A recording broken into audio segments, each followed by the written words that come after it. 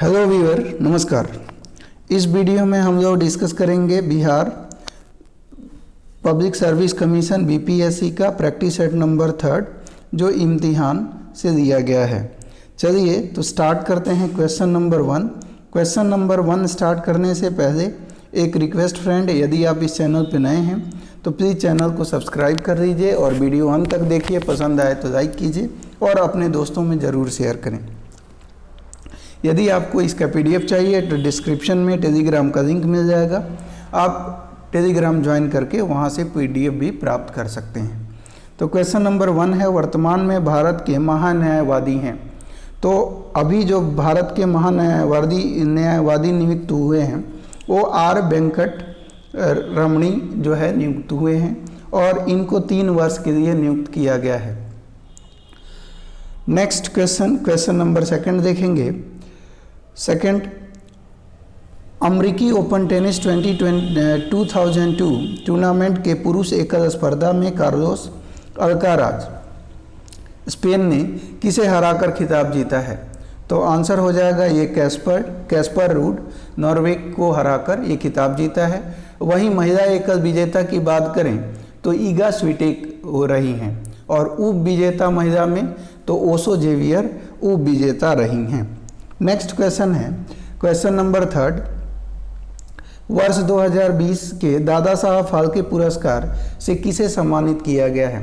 तो जो वर्ष 2020 में दादा साहब फाल्के पुरस्कार दिया गया है ये 52वां पुरस्कार है और 7वीं ऐसी महिला हैं, 7वीं ये महिला बनी हैं जिन्हें दादा साहब फाल्के पुरस्कार से सम्मानित किया गया है। तो आंसर हो जाएंगी आशा पारेख, यानी option number C. Next question, मानव विकास रैंकिंग 2020 के संदर्भ में असत्य कथन की पहचान करें। तो इसमें असत्य आपको बताना है कि कौन सा असत्य है। पहला कहा गया इसमें भारत के को 132वां स्थान मिला है, सत्य है। यह सूचकांक मानव विकास से संबंधित 3 पहलुओं स्वास्थ्य, शिक्षा एवं रहन सहन के स्तरीय पर आधारित है, बिल्कुल सही है। इस सूचकांक में भारत की HDI वैल्यू 0.633 है, ये भी सही है। और संयुक्त राष्ट्र विकास कार्यक्रम द्वारा इसे 1990 से प्रति वर्ष जारी किया जाता है। तो आपके ये चारों स्टेटमेंट जो हैं वो ट्रू हैं, सत्य हैं। इसलिए हमारा जो आंसर जो हो जाएगा ऑप्शन नंबर ई के साथ हम जाएंगे। क्वेश्चन नंबर 5 देखते हैं। निम्नलिखित में से किन्हें साहित्य के क्षेत्र में वर्ष 2022 का नोबेल पुरस्कार से सम्मानित किया गया है? तो फ्रेंड आंसर हो जाएंगे एनी एर्नॉक्स को 2022 का नोबेल पुरस्कार साहित्य के क्षेत्र में दिया गया है। ये 32 वर्ष की महिला हैं, 32 वर्ष की महिला हैं और इनके साहस और पूरी तटस्थता के बिना अपने निजी अतीत में ये झांके बिना जो भी इनके साथ परेशानियां आई, मजबूरियां आई, उनको खुलासा इन्होंने किया है और इसीलिए इन्हें साहित्य का नोबेल पुरस्कार से सम्मानित किया गया है। तो ऑप्शन नंबर बी आपका आंसर हो जाएगा। 6 नंबर देखते हैं। ब्राज़ील के वर्तमान राष्ट्रपति चुनाव में किस राजनेता ने जीत हासिल की है? तो आप जानते हैं कि जाइर बोल्सोनारो अभी जो है ब्राज़ील के राष्ट्रपति थे, वो हार गए हैं और उनका जगह जो है जीत हासिल किसके द्वारा की गई है? तो ये हैं लुइज झाइयो लुला द सिल्वा। ये तीसरी बार जो है, ये भी ध्यान रखना है, तीसरी बार ये ब्राज़ील के राष्ट्रपति बने हैं। क्वेश्चन नंबर 7, भारत की पहली वाणिज्यिक स्पेस सिचुएशनल अवेयरनेस SSA वैधशाला कहाँ स्थापित की जा रही है? तो इसका आंसर हो जाएगा फ्रेंड ये गढ़वाल उत्तराखंड में स्थापित की जा रही है। तो ऑप्शन नंबर आपका सी हो जाएगा। नेक्स्ट क्वेश्चन की बात करेंगे। क्वेश्चन नंबर 8 देखेंगे।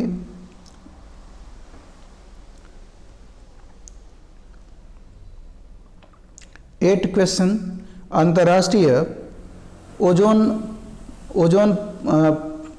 पटन संरक्षण दिवस, अंतर्राष्ट्रीय ओजोन पटन संरक्षण दिवस 2022 की थीम क्या थी? ये आपको बताना है। तो चलिए देखते हैं। मॉन्ट्रियल प्रोटोकॉल @35 पृथ्वी पर जीवन की रक्षा के लिए वैश्विक सहयोग, बिल्कुल यही इसका थीम था। अब मॉन्ट्रियल प्रोटोकॉल की बात हम करें तो 16 सितंबर को विश्व ओजोन दिवस के रूप में मनाया जाता है, ये भी आपको ध्यान रखना है। नेक्स्ट क्वेश्चन नंबर 9 में पीएम श्री के बारे में निम्नलिखित में से कौन सा कथन सत्य है? तो पीएम श्री के बारे में स्टेटमेंट आपको बताना है। इसे prime minister school for rising India के रूप में जाना जाता है। यह केंद्र का प्रायोजित योजना है। इनके अंतर्गत राष्ट्रीय शिक्षा नीति 2020 के प्रमुख तत्वों को परिलक्षित करने वाले 14,500 विद्यालयों को सारे देश में पुनर्विकसित किया जाएगा। तो यहाँ पे आपके 1, 2, 3 ये सारे ट्रू हैं, यानी सत्य हैं। तो इसलिए हम यहाँ पे 1, 2, 3 देखेंगे नहीं है इस, तो ऑप्शन नंबर आपका हम ई के साथ जाएंगे। Next question number 10, education township बनाने वाला भारत का पहला राज्य बना है?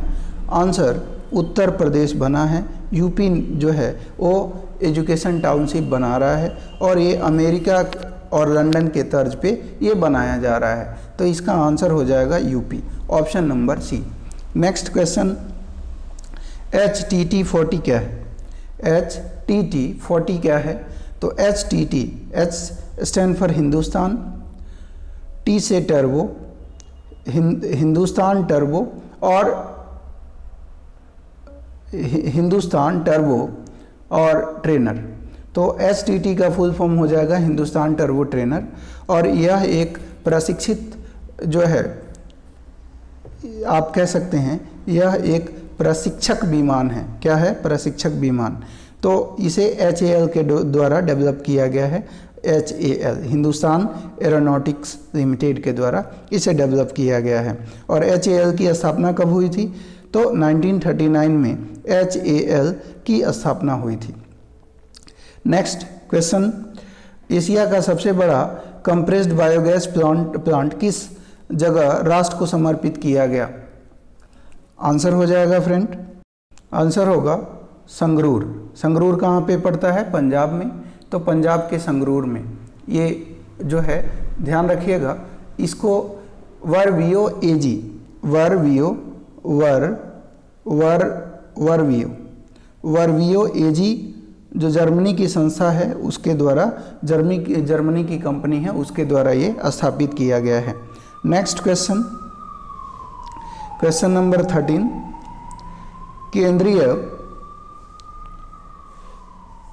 किस केंद्रीय मंत्रालय के तहत 600 प्रधानमंत्री किसान समृद्धि केंद्र शुरू किए गए हैं? तो ऑप्शन नंबर सी हो जाएगा, रसायन और उर्वरक मंत्रालय के द्वारा। ये 17 अक्टूबर 2020 को, ध्यान रखिएगा, पीएम ने 6 किसान समृद्धि केंद्रों का उद्घाटन किया है। नेक्स्ट क्वेश्चन देखेंगे, देश में हिंदी में पहला MBBS कोर्स किस स्थान पर शुरू किया गया है? तो ये पहला हिंदी कोर्स शुरू किया गया भोपाल मध्य प्रदेश में। और ये भी ध्यान रखिएगा, ये जो हमारे होम मिनिस्टर हैं अमित शाह जी, उनके द्वारा इसका उद्घाटन हुआ है।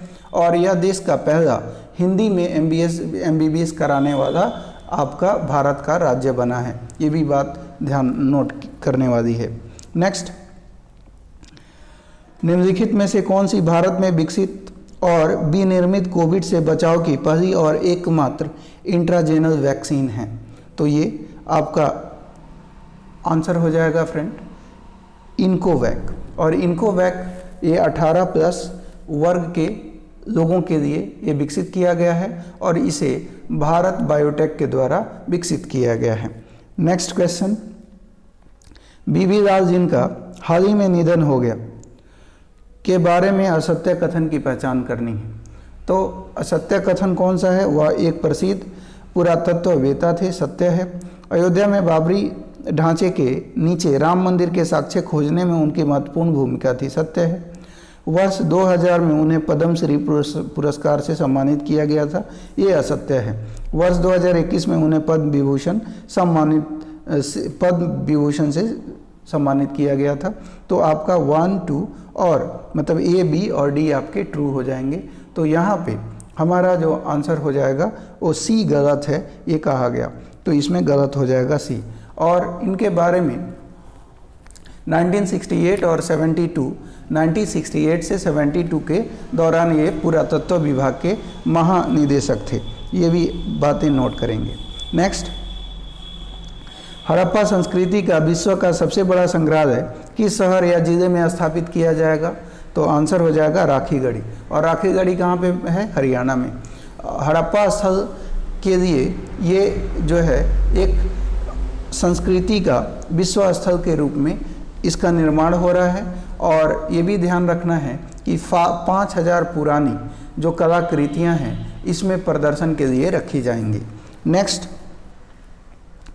कौन सा भारतीय शहर स्मार्ट एड्रेस वाला पहला स्मार्ट सिटी बन जाएगा?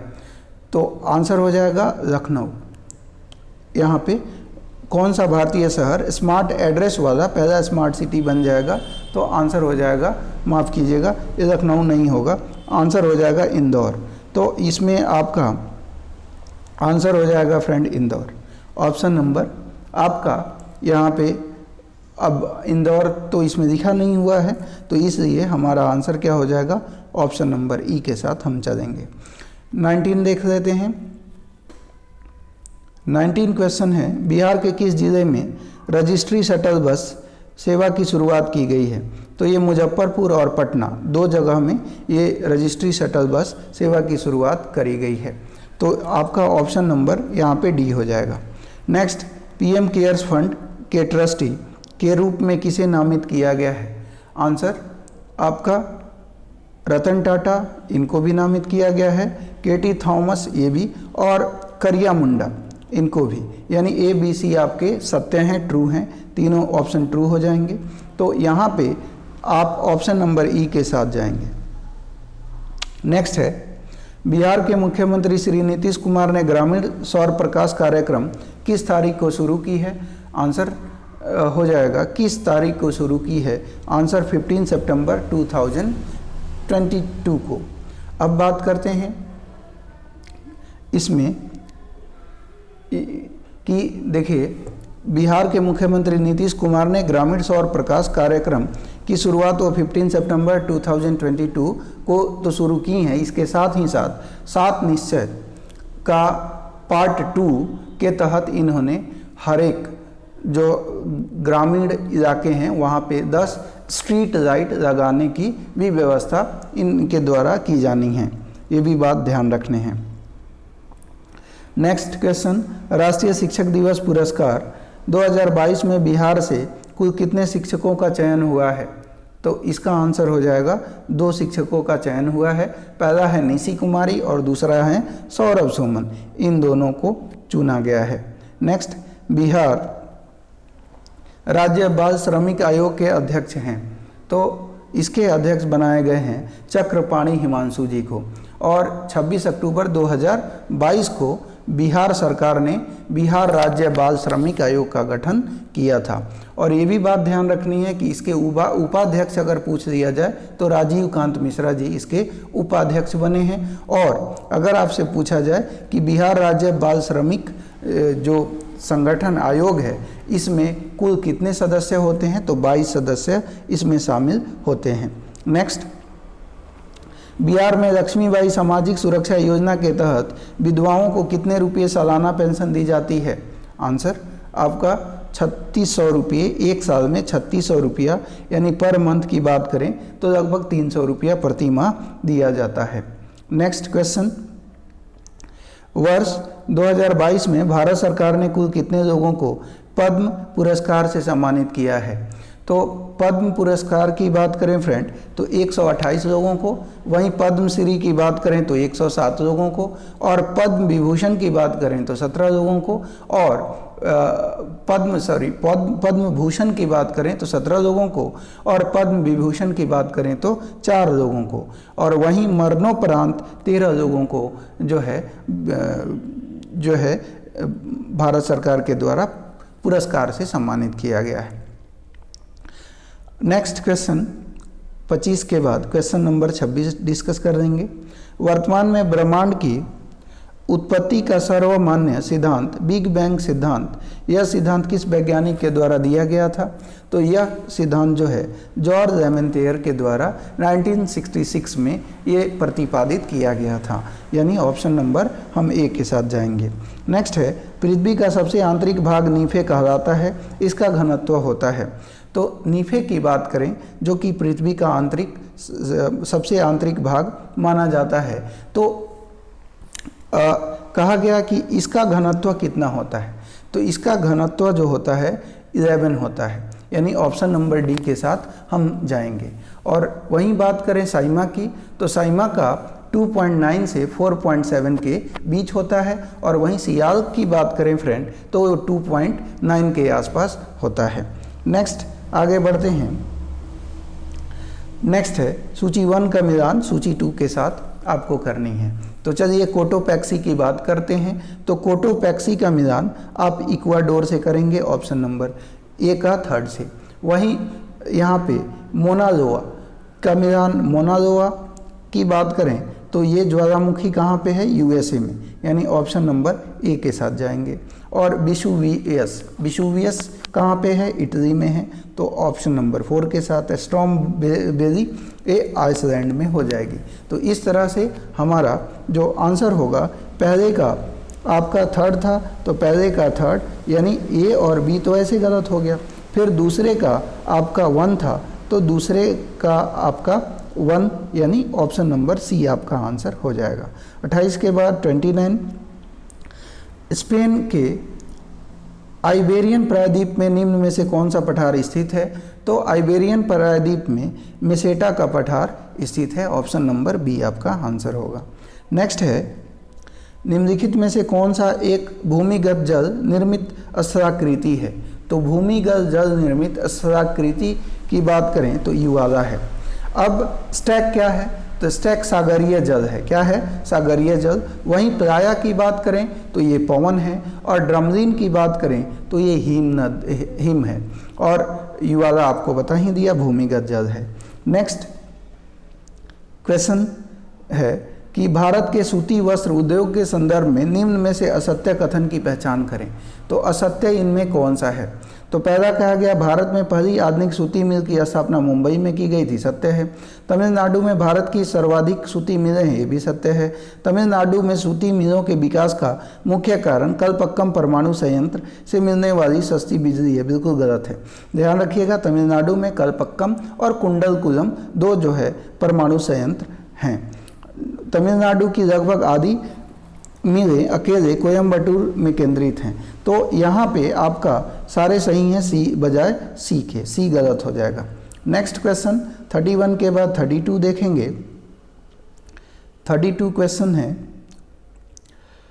मुंबई हाई भारत का एक महत्वपूर्ण तेल क्षेत्र है, यहाँ से तेल उत्पादन किस वर्ष प्रारंभ हुआ था? तो ये तेल उत्पादन तो 1976 से प्रारंभ हुआ, लेकिन इसका पता जो इसको खोजा जो गया था 1973 में इसका खोजा गया था, लेकिन तेल उत्पादन प्रारंभ 1976 से शुरू हुआ। नेक्स्ट है, भारत में प्रति वर्ष वर्षण से प्राप्त कुल जल की मात्रा कितनी है? आंसर आपका 4000 घन किलोमीटर है। नेक्स्ट क्वेश्चन, निम्नलिखित में कौन कृषि की एक समस्या नहीं है? तो आंसर हो जाएगा फ्रेंड, वाणिज्यीकरण कृषि की समस्या नहीं है। अब कृषि की समस्या की हम बात करते हैं तो कृषि की क्या क्या समस्या है? जैसे भारतीय कृषि की खास तौर पे बात करें तो मानसून की समस्या है, कृषि योग्य भूमि का निम्नीकरण की समस्या है, साख सुविधा का अभाव की समस्या है, भूमि सुधारों की कमी की समस्या है, और छोटे छोटे विखंडित जोत जो हैं उसकी समस्या है। तो ये सारे तो समस्या ही हैं, और भारत का किसान वैसे भी कहा जाता है कि गरीबी में जन्मता है, गरीबी में पलता है, और गरीबी में ही वो दुनिया छोड़ चल बसता है। नेक्स्ट क्वेश्चन फ्रेंड, भारत सर्वाधिक मात्रा में किस किस्म की कॉफ़ी का उत्पादन करता है? तो सर्वाधिक मात्रा में आप देखिए भारत में बेसिकली 3 प्रकार की कॉफ़ी उगाई जाती हैं। पहला है अरेबिका, दूसरा है रोबस्टा, अरेबिका, रोबस्टा, और लिबेरिका। उलंग तो ये चाय का प्रजाति है। अब हम बात करते हैं सबसे ज़्यादा सर्वाधिक मात्रा में पूछा गया है, तो सर्वाधिक मात्रा में जो है अरेबिका कॉफ़ी की खेती की जाती है, और ये ध्यान रखिएगा कर्नाटक, केरल और तमिलनाडु में सबसे ज़्यादा कॉफ़ी की खेती होती है। नेक्स्ट क्वेश्चन, निम्नलिखित राज्यों का उत्तर से दक्षिण का कौन सा क्रम सही है? तो उत्तर से दक्षिण में आप चलिए मिलाते चलिए, ऊपर से नीचे की तरफ आइए। तो सबसे पहले इसमें क्या आएगा?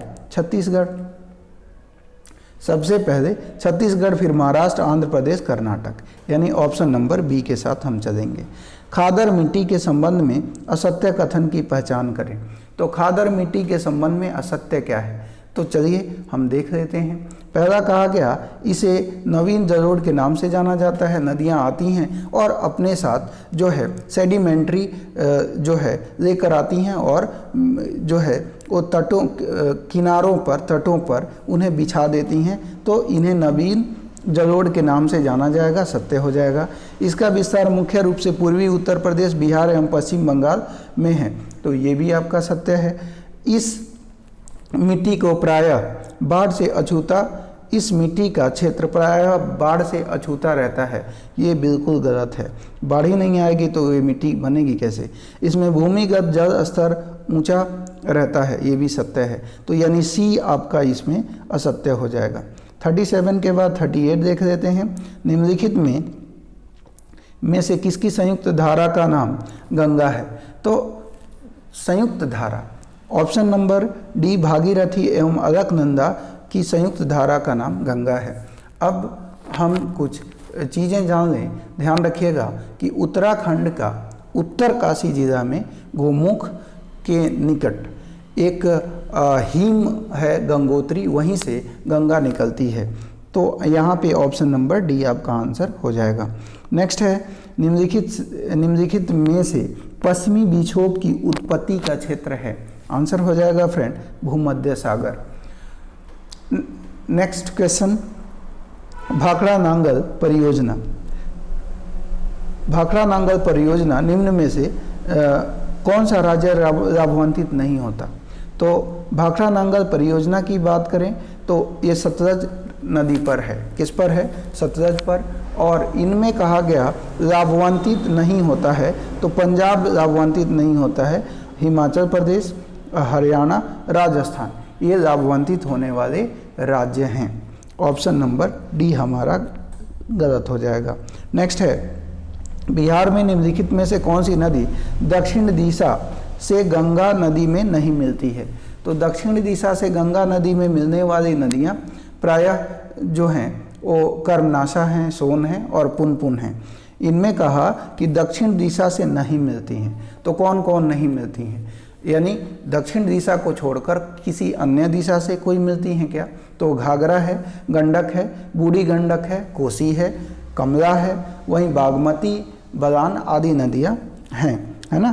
तो इसमें देखिए आपका आंसर क्या होगा? ऑप्शन नंबर सी, बलान उत्तर दिशा से मिलती है। नेक्स्ट क्वेश्चन है, निम्नलिखित में से बिहार का कौन सा जिला झारखंड का सीमावर्ती नहीं है? तो झारखंड से बिहार के 9 जिले मुख्यतः लगते हैं। कैमूर, रोहतास, औरंगाबाद, गया, नवादा, जमुई, भागलपुर, कटिहार, बांका, ये 9 जिले लगते हैं। तो इसमें आपसे बोला गया कि कौन सा नहीं लगता है, तो ऑब्वियसली जहानाबाद नहीं लगेगा। नेक्स्ट, निम्नलिखित में से एक बिहार की नकदी फसल नहीं है। तो बिहार की नकदी फसल कौन कौन सी है? गन्ना है, जूट है, तंबाकू है, मेस्ता है, लीची है, आम है, केला है। तो ये सारे जो हैं वो नकदी फसल हैं, लेकिन कौन सा नहीं है? तो सरसों नकदी फसल नहीं है। नेक्स्ट है, बिहार में बाटा कंपनी का फुटवेयर बनाने का सबसे बड़ा कारखाना कहाँ पे है? तो ये कारखाना की बात करें बरौनी में कह रहे हैं, फिर ये कह रहे हैं कि मुजफ्फरपुर में, तो ना तो यहाँ है ना यहाँ है। हाँ, दीघा पटना में है और मोकामा में है। सी और डी दोनों सत्य हैं, तो इसलिए हम ऑप्शन नंबर ई के साथ जाएंगे। परमार डॉल्फिन अभयारण्य बिहार के किस जिले में स्थित है? आंसर हो जाएगा ये अररिया में स्थित है। कहाँ पे? अररिया में। 1995 में 1995 में ये परमार डॉल्फिन अभयारण्य की स्थापना करी गई थी। 45 के बाद 46 आइए। 46 हम देखेंगे। कहा गया कि तीन कठिया व्यवस्था के संबंध में असत्य कथन की पहचान करें। तो इनमें असत्य कथन कौन सा है? यह बिहार के चंपारण और आसपास के क्षेत्र में कृषि क्षेत्र में लागू थी, सत्य है। गांधी जी के प्रयासों से इस व्यवस्था को समाप्त किया गया, सत्य है। 1916-17 में चंपारण का अधिकांश क्षेत्र केवल 3 भूस्वामियों के अधीन था, ये भी सत्य है। वर्ष 1909 में 3 गठिया व्यवस्था में सुधार की कोशिश की गई थी, बिल्कुल गलत है। तो ये केवल और केवल आपका डी गलत है, बाकी सारे सत्य हैं। नेक्स्ट क्वेश्चन है, हिंदुस्तान उस बेटे की तरफ था जो अब वयस्क हो गया है, अब उसे उसके ट्रस्टी या पिता से वह सब कुछ मिलना चाहिए जो उसका हक था। स्वतंत्रता आंदोलन में यह कथन किस राजनेता का है? तो आंसर हो जाएगा फ्रेंड, ये बाल गंगाधर साहब का स्टेटमेंट है, यानी ऑप्शन नंबर सी के साथ हम चलेंगे। 47 के बाद 48, हिंदुस्तान गद्दर पार्टी के प्रथम अध्यक्ष थे। तो हिंदुस्तान गद्दर पार्टी के पहले अध्यक्ष सोहन सिंह भाकना थे और सोहन सिंह भाकना ने 1913 में पोर्टलैंड में हिंदी एसोसिएशन की स्थापना करी थी। बाद में यह एसोसिएशन को जो है गद्दर पार्टी का नाम दिया गया या गद्दर पार्टी इसे बनाया गया। ऑप्शन नंबर बी आंसर हो जाएगा। नेक्स्ट है, मदन लाल ढींगरा ने करजन वायदी की हत्या निम्नलिखित में से कहाँ की थी? तो आंसर हो जाएगा, इन्होंने जो है 1909 में मार्ले मिंटो जो एक्ट आया था उसे क्षुब्ध होकर और लंदन में मदन लाल ढींगरा के द्वारा करजन वायदी की हत्या करी गई। ऑप्शन नंबर बी आपका आंसर हो जाएगा। नेक्स्ट क्वेश्चन, निम्न संगठनों में से सबसे पहले स्थापित किया गया था। तो सबसे पहले कौन स्थापित किया गया था? तो आंसर हो जाएगा लैंड होल्डर सोसाइटी बंगाल, इसको स्थापित किया गया था 1838 में। कब? 1838 में।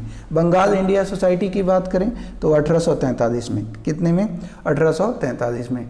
वहीं हम बात करें ब्रिटिश इंडिया एसोसिएशन की तो 1851 में, और बॉम्बे एसोसिएशन की तो 1852 में। तो ये इनका क्रम है। नेक्स्ट क्वेश्चन है, क्वेश्चन नंबर 51 में कहा गया राजनीतिक नाटक भारत दुर्दशा के लेखक कौन थे? तो option number B Bharatendu Harishchandra साहब इसके लेखक थे। वहीं हम बात करें फ्रेंड अंधेर नगरी चौपट राजा, इसके भी लेखक जो हैं भारतेंदु हरिश्चंद्र थे। और आरसी दत्त जो है समाज के लेखक थे, समाज। और गोवर्धन राम त्रिपाठी की बात करें तो ये सरस्वती चंद्र के ये लेखक माने जाते हैं। और फ़कीर मोहन सेनापति ये जो है 6 मान 8 गुना के लेखक हैं।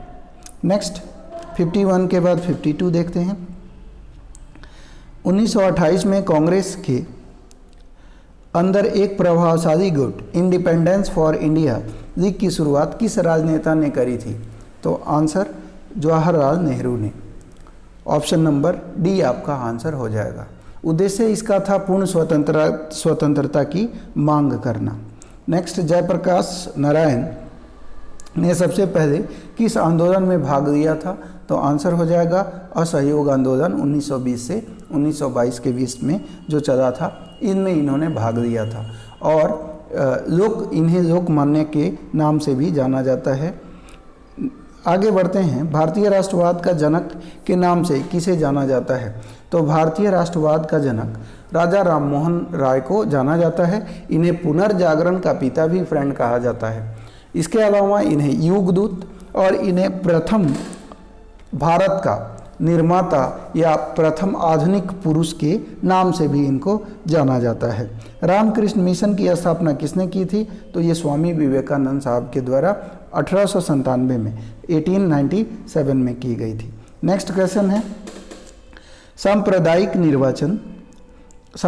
निर्वाचन के जनक किसे कहा जाता है? लॉर्ड मिंटो को 1909 में इनके द्वारा मार्ले मिंटो एक्ट लाया गया था, जिसमें रिजर्वेशन कास्ट के आधार पर रिजर्वेशन की व्यवस्था करी गई थी।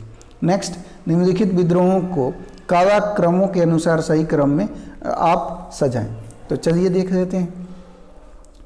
पहला, ये पाइका विद्रोह की बात करें तो ये हुआ था 1817 में, पाइका विद्रोह 1817 में। वहीं बघेरा विद्रोह 1818 में, अहोम विद्रोह 1828 में, 1828 में अहोम विद्रोह, और कुका विद्रोह 1840 में, 1840 में। तो यहाँ पे आंसर कौन सा हो जाएगा? ऑप्शन नंबर बी, यानी 2, 1, 3, 4। सुभाष चंद्र बोस जी के राजनीतिक गुरु कौन थे? तो ये कहानी बहुत इंटरेस्टिंग है फ्रेंड। 6 जुलाई 1921 को बॉम्बे में सुभाष चंद्र बोस जी जो है गांधी जी से मिलने जाएंगे।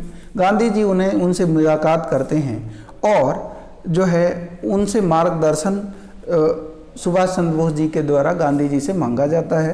लेकिन गांधी जी जो है CR दास, चित्तरंजन दास के पास उनको भेजते हैं और कहते हैं कि आप उनके पास जाइए, उनसे शिक्षा लीजिए। तो सुभाष चंद्र बोस का राजनीतिक गुरु जो है वो चित्तरंजन दास जी को माना जाता है। 58 के बाद 59 आ जाइए। 59 है, किस घटना के बाद महात्मा गांधी ने कहा था ऐसी सरकार सम्मान की हकदार नहीं है जो अपने अधीन लोगों की स्वतंत्रता को बेहद सस्ता समझती है।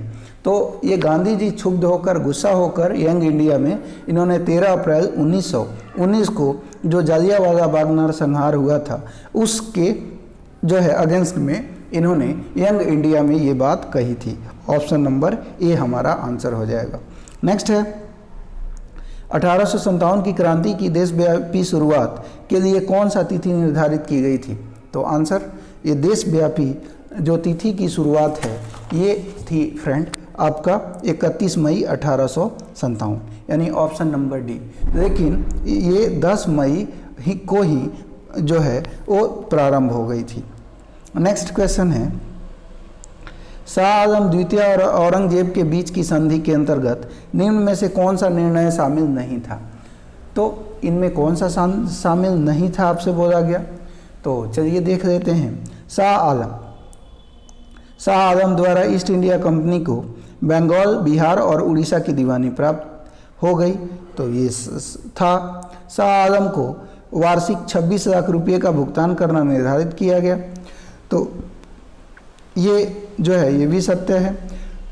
मुगल प्रशासनिक कार्यों को पूरा करने के लिए कंपनी को 53 लाख रुपये पर सहमत हुआ गया। तो ये गलत है। अंग्रेजों को बंगाल के राजस्व पर पूर्ण नियंत्रण प्रदान किया गया। ए और डी यहाँ पे ए बी डी ये सत्य हो जाएंगे, तो एक से अधिक हो जाएंगे, इसलिए हम ई के साथ जाएंगे। बिहार में पहले आर्य मंदिर की स्थापना किस स्थान पर हुई? तो पहले आर्य मंदिर की स्थापना दानापुर में 1885 में हुई, 1885 में। और इसी में 1885 ये याद रखिएगा INC भारतीय राष्ट्रीय कांग्रेस की स्थापना होती है। तो ऑप्शन नंबर डी हमारा आंसर हो जाएगा। बिहार में खुदीराम बोस ने किस वर्ष मुजफ्फरपुर में जिला जज की हत्या करने का प्रयास किया? तो मुजफ्फरपुर में खुदीराम बोस और प्रफुल्ल चाकी के द्वारा जो है वो किंग्स फोर्स नामक जज की हत्या करने की प्रयास यहाँ पे किया गया था। और ये कब किया गया था? 1908 में। ठीक है। नेक्स्ट क्वेश्चन है, ताना भगत आंदोलन का नेतृत्व निम्न में से किसने किया?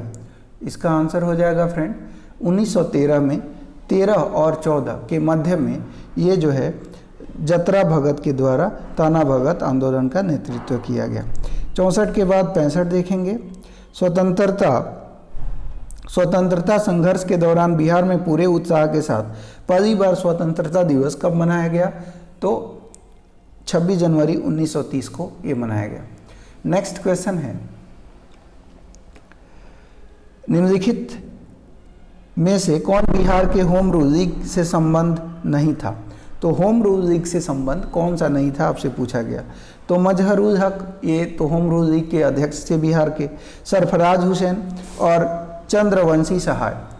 तो सरफराज हुसैन की बात करें, सरफराज हुसैन और पूर्णा बिंदु नारायण सिंह ये उपाध्यक्ष थे, और चंद्रवंशी सहाय ये जो है सचिव थे। वैद्यनाथ नारायण सिंह और चंद्रवंशी सहाय ये दोनों सचिव हुआ करते थे। तो 1 से 1, 2, 3 आपके सत्य हो रहे हैं, तो इस ये ऑप्शन नंबर ई के साथ हम चलेंगे।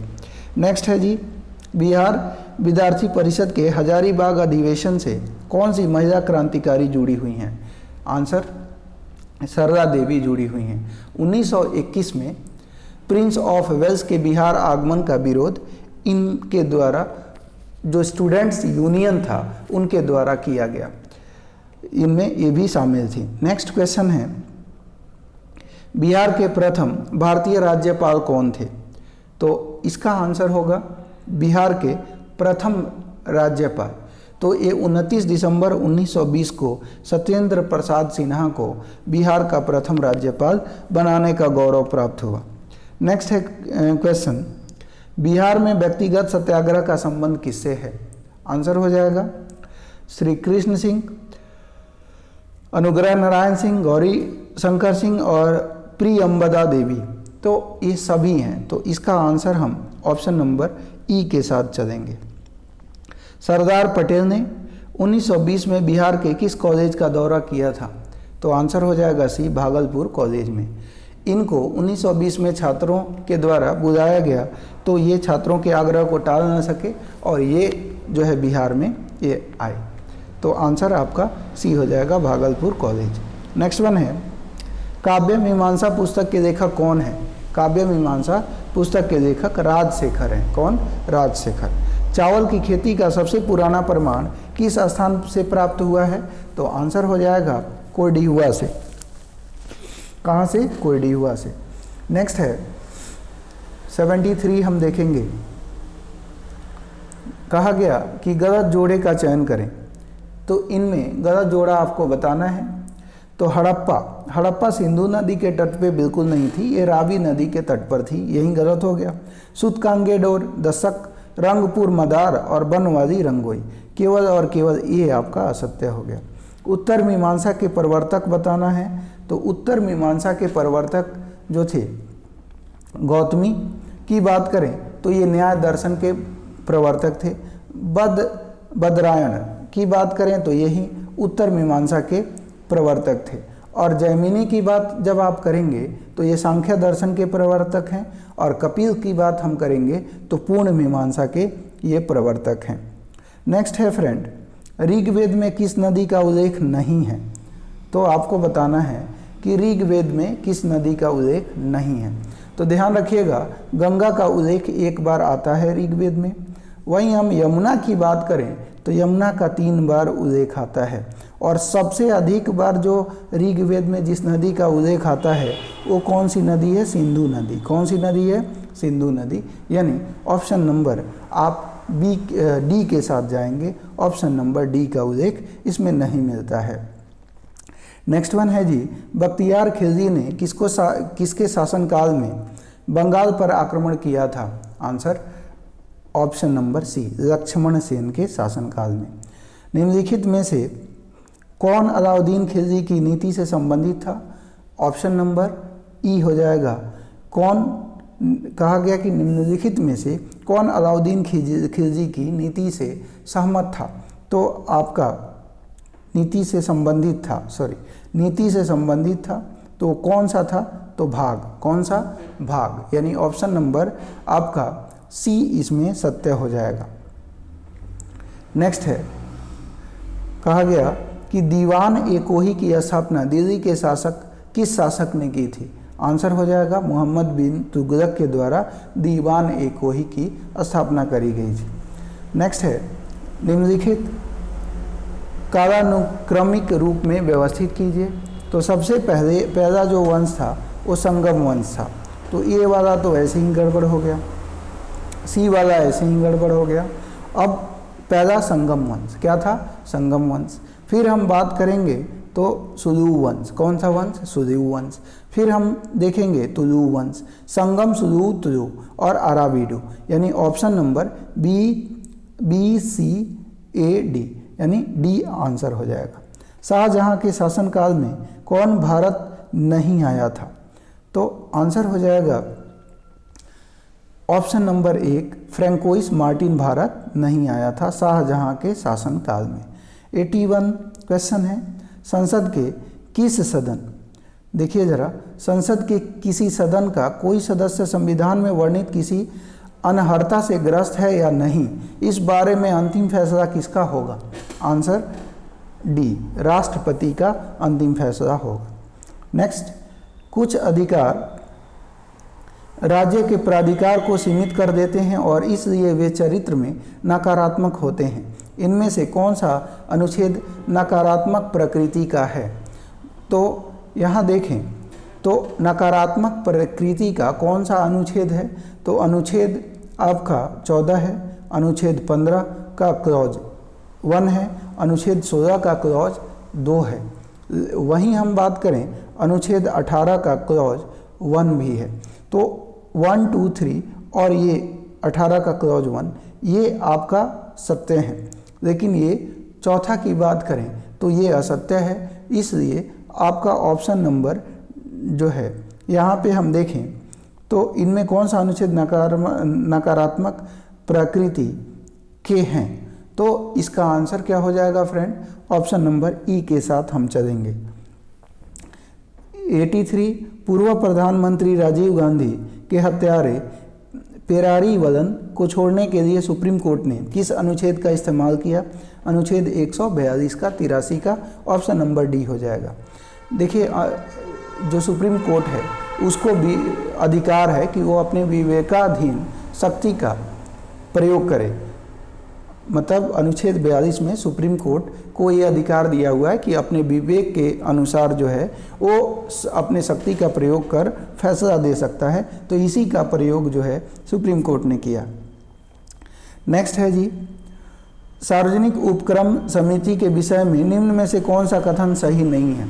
तो ऑप्शन नंबर डी, एक मंत्री को समिति के सदस्य के रूप में चुना जा सकता है, ये सत्य नहीं है, बल्कि यह 1964 में कृष्णा मेनन समिति की सिफारिश पर गठित की गई, ये सत्य है। इस समिति में सदस्य दोनों सदनों में चुने जाते हैं और सदस्यों का कार्यकाल 1 वर्ष होता है।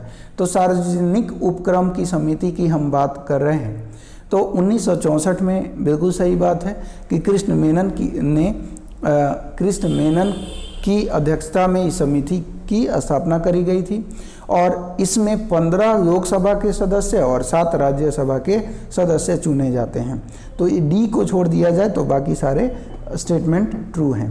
नेक्स्ट वन है, भारत के संविधान में होने वाले 97 संविधान संशोधन का सरोकार किस विषय से है? तो यहाँ पे किस विषय से है? शैक्षणिक संस्थानों में आरक्षण विस्तार, बिल्कुल नहीं। भ्रष्टाचार रोकने हेतु लोकपाल, बिल्कुल नहीं। दिल्ली को राष्ट्रीय राजधानी क्षेत्र बनाने का दर्जा, बिल्कुल नहीं। सहकारी समितियों का गठन एवं चालन। तो यही आपका आंसर ऑप्शन नंबर डी आपका आंसर हो जाएगा। नेक्स्ट है जी 85 के बाद 86 देख लेते हैं।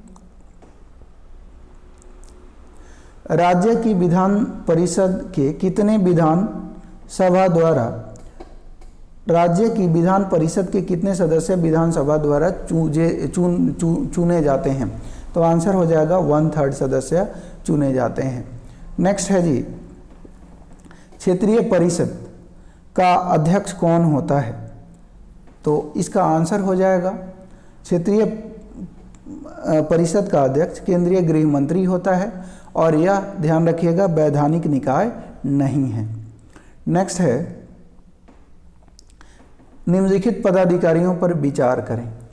तो यहाँ पे चलिए हम देख लेते हैं, कैबिनेट सचिव, मुख्य निर्वाचन आयुक्त, केंद्रीय कैबिनेट मंत्री और भारत के मुख्य न्यायाधीश। वरीयता क्रम में इनका सही क्रम क्या है? तो इनका सही क्रम की बात करें तो आपका पहले जो होगा वो भारत का मुख्य न्यायाधीश हो जाएगा, फिर आपका केंद्रीय मंत्री, फिर मुख्य निर्वाचन आयुक्त और फिर कैबिनेट सचिव। ऑप्शन नंबर बी हमारा आंसर हो जाएगा। नेक्स्ट, निम्नलिखित में से किसके वेतन एवं भत्ते भारत की संचित निधि पर व्यय में शामिल है? तो महान्यायवादी का शामिल है, उच्च न्यायालय के न्यायाधीश का शामिल है, नियंत्रक एवं महालेखक परीक्षक का शामिल है। यानी A B C option number E के साथ हम जाएंगे। नेक्स्ट, निम्नलिखित में से क्या संविधान की 11वीं अनुसूची में शामिल नहीं है? तो 11वीं अनुसूची में क्या शामिल नहीं है? कूड़ा करकट का प्रबंधन, ये 11वीं अनुसूची में शामिल नहीं है। 73वें संविधान संशोधन 1992 में 29 विषय इसमें शामिल किए गए थे, तो उसमें कूड़ा कचरा प्रबंधन शामिल नहीं है। निम्नलिखित में से संविधान के किस अनुच्छेद में राष्ट्रीय अनुसूचित जाति आयोग के गठन का उल्लेख किया गया है? तो अनुच्छेद 338 में, अनुच्छेद 338 में, यानी 91 का सी आपका आंसर हो जाएगा। 92 देख लेते हैं। निम्नलिखित में से किस अधिनियम के अंतर्गत कंपनी के कर्मचारियों को निजी व्यापार करने पर प्रतिबंध लगाया गया है? तो आंसर 1773 की रेगुलेटिंग एक्ट से। नेक्स्ट है जी, भारतीय लोकसभा में सर्वाधिक मत के आधार पर चुनाव लोकसभा, विधानसभा एवं पंचायत में जीत का फैसला देश के संविधान से ग्रहण किया गया है? तो ब्रिटेन से। ऑप्शन नंबर ए आपका आंसर हो जाएगा। नेक्स्ट वन है, निम्नलिखित कहा गया कि निम्नलिखित में से कौन सा एक भारत के नागरिक का मूल कर्तव्य नहीं है? तो वैज्ञानिक मनोदशा, मानवतावाद तथा जांच एवं सुधार का भाव विकसित करना सत्य है, ये है। फिर कहा गया कि जन संपत्ति की रक्षा तथा हिंसा का त्याग करना, ये भी है। और भारत की प्रभु सत्ता, एकता, अखंडता को बनाए रखना और उसकी रक्षा करना, ये भी है। परिवार नियोजन अपनाना एवं जनसंख्या नियंत्रण ये नहीं है। आइए सूची 1 का मिलान सूची 2 से करते हैं, तो देख लेते हैं। कहा गया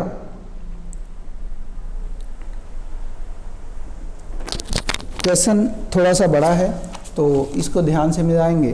कहा गया पहला कि हम बात करें राष्ट्रपति का अभिभाषण, तो राष्ट्रपति का अभिभाषण किस में है? यानी बी, अनुच्छेद 87 क्लॉज 1 में। वहीं हम राष्ट्रपति समय समय पर संसद के सदनों का सत्रावसान करता है, तो इसको हम मिलाएं तो ये अनुच्छेद आपका 85 क्लॉज 2 में है। वहीं हम राष्ट्रपति लोकसभा को भंग कर सकता है, तो ये अनुच्छेद 85 का क्लॉज 2 ख में दिया गया है। वहीं भारत के संसद के किसी सदन के सत्रावसान के परिणाम स्वरूप उसमें लंबित विधेयक समाप्त नहीं होते हैं, तो ये हो जाएगा फ्रेंड आपका डी। तो इस तरह से आप देखेंगे तो आपका BACD होगा। देखिए BACD ऑप्शन नंबर यही में है, तो यही आपका आंसर हो जाएगा। नेक्स्ट देख लेते हैं। नेक्स्ट है, हाइड्रोजन के समस्थानिक ड्यूटेरियम में होता है। तो हाइड्रोजन के समस्थानिक ड्यूटेरियम में क्या होता है? एक प्रोटॉन और एक न्यूट्रॉन। बैरोमीटर का उपयोग किया जाता है, तो बैरोमीटर का उपयोग की बात करें तो वायुमंडलीय दबाव मापने के लिए इसका उपयोग होता है। CO2 को आसानी से द्रवित किया जा सकता है और ठोस भी किया जा सकता है, तो आंसर हो जाएगा इसमें आकर्षण की कमज़ोर ताकत होती है। नेक्स्ट है, निम्नलिखित में से कौन सी ऊष्माशोषी प्रक्रिया नहीं है? तो ऊष्माशोषी प्रक्रिया कौन सी नहीं है? तापमान वृद्धि, ये ऊष्माशोषी प्रक्रिया नहीं है। नेक्स्ट है जी, निम्नलिखित में से किसके कारण नीला लिटमस पेपर लाल हो जाता है? तो आंसर हो जाएगा सिरका के कारण। सिरका की बात कर रहे हैं तो एसिटिक एसिड का जलीय घोल बेसिकली यह होता है। अगला है जी, निम्नलिखित में से कौन सा धातु अयस्क है? ऑप्शन नंबर आपका गैलीना की बात करें धातु अयस्क है। निम्नलिखित में से कौन सा ऑक्साइड प्रकृति में अम्लीय होता है? तो आंसर आपका सोडियम ऑक्साइड। जलीय जंतु और पौधों के जीवित रहने के लिए pH की सीमा आवश्यक होती है। 6.5 से 7.5 ये सीमा की आवश्यकता होती है। नेक्स्ट है जी, 103 के बाद 104 देखेंगे। निम्नलिखित तत्वों में सर्वाधिक विद्युत ऋणात्मक है? सर्वाधिक विद्युत ऋणात्मक कौन है? फ्लोरीन। नेक्स्ट है कैल्शियम या मैग्नीशियम सल्फेट के कारण पानी में अस्थायी कठोरता को दूर करने के लिए निम्नलिखित में से किस विधि का उपयोग किया जाता है? तो आंसर हो जाएगा जियोजाइट का उपयोग किया जाता है। दाब की इकाई क्या है? तो पास्कल है। पास्कल इसमें दिया नहीं है। न्यूटन मीटर स्क्वायर इसका आंसर हो जाएगा। एक व्यक्ति एक संवेदनशील तराजू पर खड़ा है, यदि वह गहरी सांस अंदर लेता है तो तराजू की रीडिंग पर क्या प्रभाव पड़ेगा? तो ये बढ़ेगा। क्या हो जाएगा? ऑप्शन नंबर बी आंसर हो जाएगा। नेक्स्ट है कहा गया न्यूटन का गुरुत्वाकर्षण स्थिरांक का मान क्या होता है? तो 6.67 into 10 to the power inverse power 11 होगा। नेक्स्ट है जी यदि एक वस्तु का संवेग 3 गुना कर दिया जाए तो इसकी गतिज ऊर्जा कितनी होगी? आंसर मूल मान का 9 गुना हो जाएगी। अगला है यदि एक साधारण लोलक की लंबाई बढ़ा दी जाए तो इसका आवर्तकाल पर क्या प्रभाव पड़ेगा? तो इसका आवर्तकाल भी बढ़ जाएगा। नेक्स्ट है 110 के बाद 11 देखेंगे। 11 में है निम्न में क्या तरंग की विशेषता नहीं है? तो तरंग की क्या विशेषता नहीं है? तो माध्यम ये विशेषता नहीं है। इनमें कौन यांत्रिक ऊर्जा को विद्युत ऊर्जा में परिवर्तित करता है? Answer dynamo. इलेक्ट्रिक बल्ब में भरने हेतु निम्नलिखित में से किस गैस का प्रयोग किया जाता है? तो इसका आंसर हो जाएगा फ्रेंड आर्गन प्लस आपका नाइट्रोजन।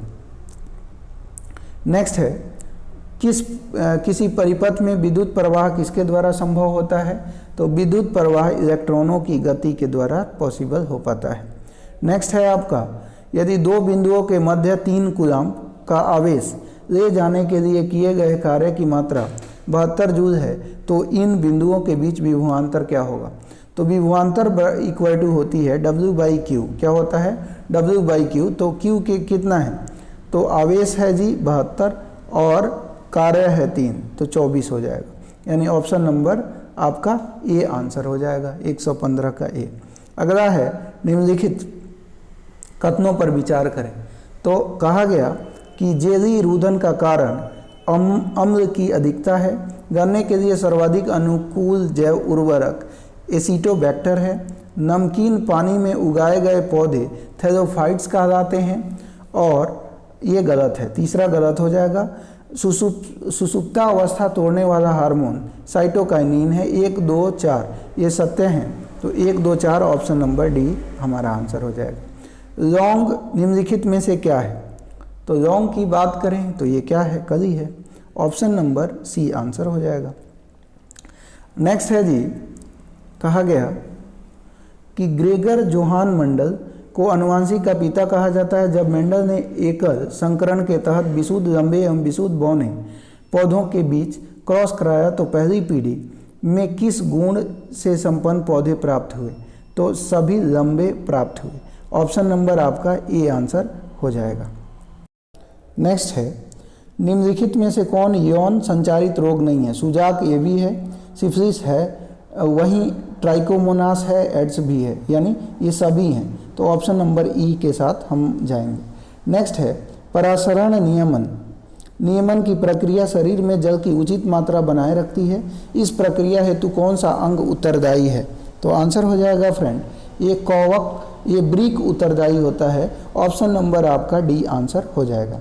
अगला है कहा गया कि निम्नलिखित में से किसकी गुद्देदार पत्तियों में भोजन संचित रहता है?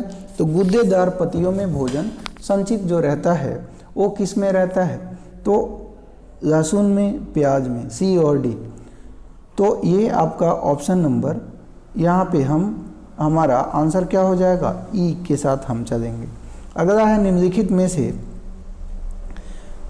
में से किस पौधे को कायिक प्रवर्धन तकनीक द्वारा नहीं उगाया जा सकता? तो आंसर हो जाएगा पपीता को। अगला देखेंगे निम्नलिखित में से कौन कृत्रिम पारिस्थितिकी तंत्र का प्रतिनिधित्व करता है? तो आंसर हो जाएगा फसल। अगला है रक्त की खोज कार्ल लैंडस्टीनर ने किया था, वह कौन सा रक्त वर्ग जिसमें कोई एंटीजन नहीं होता है? तो इसका आंसर होगा ऑप्शन ए ओ। नेक्स्ट है 25 देख लेते हैं। 125 क्वेश्चन में कहा गया कि असत्य, इसमें असत्य आपको बताना है। तो पहला है हैजा, विब्रियो कॉलेरा सही है, कुष्ठ रोग माइकोबैक्टीरियम लेप्री सही है, पीत ज्वर एडीज मच्छर सही है, स्वाइन फ्लू H5N1। H5N1 जो है बर्ड फ्लू होता है, स्वाइन फ्लू होता है H1N1। क्या होगा? H1N1। तो ये आपका सही असत्य है। नेक्स्ट है जी कि कंपनियों द्वारा बिना किसी शुल्क के कौन सा शेयर अपने कर्मियों को उपलब्ध कराया जाता है? आंसर हो जाएगा स्वेट शेयर। नेक्स्ट है डिजिटल हस्ताक्षर सेवा ई साइन को औपचारिक शुरुआत किस वर्ष हुई थी? आंसर 2005 में। मसाला बॉन्ड के संदर्भ में निम्न कथनों पर विचार करें। तो चलिए देख लेते हैं। कहा गया कि मसाला बॉन्ड जारी करने वाला केरल पहला राज्य है और यह एक ऋण पत्र है और यह रुपया में जारी किया जाता है। 1, 2, 3 ये सब सत्य हैं। अगला आइए, केंद्रीय बजट 2022-23 में रेलवे से संबंधित निम्न कथनों पर विचार करें। तो निम्न कथन पर विचार करते हैं। तो कहा गया स्थानीय व्यापार और आपूर्ति श्रृंखलाओं को बढ़ावा देने के लिए एक स्टेशन एक उत्पाद की संकल्पना। 2022-23 में देशी विश्व स्तरीय प्रौद्योगिकी और क्षमता वृद्धि कवच के तहत रेल मार्ग नेटवर्क में 2000 किलोमीटर जोड़ा गया। अगले 3 साल के दौरान 500 उत्कृष्ट भारत रेलगाड़ी का निर्माण होगा, वंदे भारत रेलगाड़ी का निर्माण होगा। ये 500 का नहीं 400 का, इसलिए ये ऑप्शन नंबर डी गलत हो गया। 1, 2 और 3 को देख लेते हैं। अगले 3 साल के दौरान मल्टी मॉडल लॉजिस्टिक के लिए 100 PM गति शक्ति कार्गो टर्मिनल विकसित किए जाएंगे। तो 1, 2 और 4 की बात करें तो ये आपके सत्य हैं। तो इस तरह से आपका ऑप्शन जो होगा वो इनमें क्या होगा? 1, 2 और 4, 1, 2, 4 ऑप्शन नंबर सी के साथ हम चलेंगे। नेक्स्ट वन है जी, अगला देखते हैं। अग्निपथ योजना की शुरुआत किसके द्वारा की गई है? तो ये राजनाथ सिंह के द्वारा की गई है। भारत में निर्धनों के खाद्य उपभोग और पोषण स्तर में सुधार लाने हेतु निम्नलिखित में से कौन कार्यक्रम को शामिल नहीं किया गया है? तो आंसर हो जाएगा मनरेगा को शामिल नहीं किया गया है। भारतीय रिजर्व बैंक निम्नलिखित उपकरणों में से किसके माध्यम से मौद्रिक नीति को लागू करता है? तो इसका आंसर हो जाएगा किसके माध्यम से लागू करता है? बैंक दर नीति, नैतिक प्रत्यय और खुले बाजार की नीति। ऑप्शन नंबर डी इसका आंसर हो जाएगा। नेक्स्ट है जी, निम्नलिखित में कौन सा मद राजस्व व्यय के अंतर्गत शामिल नहीं है? तो ब्याज अदायगी, वृद्धावस्था पेंशन, राज्यों को अनुदान और सब्सिडी भुगतान, इसमें कौन सा नहीं है? तो आंसर हो जाएगा ऑप्शन नंबर डी, ब्याज अदायगी नहीं है। नेक्स्ट, सकल घरेलू उत्पाद और सकल राष्ट्रीय उत्पाद में अंतर क्या है? आंसर ऑप्शन नंबर ए, विदेशों से प्राप्त शुद्ध आय। नेक्स्ट है जी, निम्नलिखित में से कौन सी संस्था वैश्विक वित्तीय स्थिरता रिपोर्ट जारी करती है? आंसर हो जाएगा ये राष्ट्रीय मुद्रा कोष। अगला, बिहार आर्थिक सर्वेक्षण 2022-23 के अनुसार भारत की प्रति व्यक्ति आय वर्ष 2020-21 में बिहार के प्रति व्यक्ति आय से कितना अधिक था? तो ध्यान रखिएगा, भारत का प्रति व्यक्ति आय था 86,659 और वहीं बात करें 50,555, ये बिहार का था। तो 9 में से 5 गया 4, 5 में से 5 गया 0, 6 में से 5 गया 1 और 6 में से 0 गया 6, 8 में से 5 गया 3। तो ये 36,104 आ रहा है, यानी ऑप्शन नंबर आपका बी आंसर हो जाएगा। 136 के बाद 137 देखेंगे। कहा गया कि बिहार आर्थिक सर्वेक्षण 2022-23 के अनुसार प्रति व्यक्ति आय के मामले में नीचे से दूसरे स्थान पर कौन सा रहा है? तो आंसर हो जाएगा ये अररिया रहा है। पहले स्थान पर प्रथम स्थान पटना ने प्राप्त किया है। बिहार आर्थिक सर्वेक्षण 2022-23 के अनुसार वर्तमान में शहरीकरण प्रतिशत कितना है? तो इसका आंसर हो जाएगा 15.3%। नेक्स्ट, बिहार बजट 2022-23 के तहत सात निश्चय पार्ट 2 के लिए कितनी राशि आवंटित करी गई है? तो इसका आंसर हो जाएगा, ये जो है 500 करोड़ आवंटित करी गई है, option number C. Bihar budget 2022-23 में कुल कितना व्यय अनुमानित है? आंसर हो जाएगा 2,37,00,000 2,37,691,019। ऑप्शन नंबर ए आपका आंसर हो जाएगा। आगे फ्रेंड नेक्स्ट जो है ये आपका मैथ और रीजनिंग के क्वेश्चन है, जो कि मेरे पास अभी साधन उपलब्ध नहीं है, वो संसाधन, इसलिए मैं करा नहीं पाऊँगा। जैसे ही संसाधन उपलब्ध होंगे मैं कराऊँगा। तब दोस्तों वीडियो पसंद आई हो तो लाइक कर दीजिएगा, चैनल पे नए हैं तो चैनल को सब्सक्राइब कीजिए। मिलते हैं नए वीडियो में, धन्यवाद।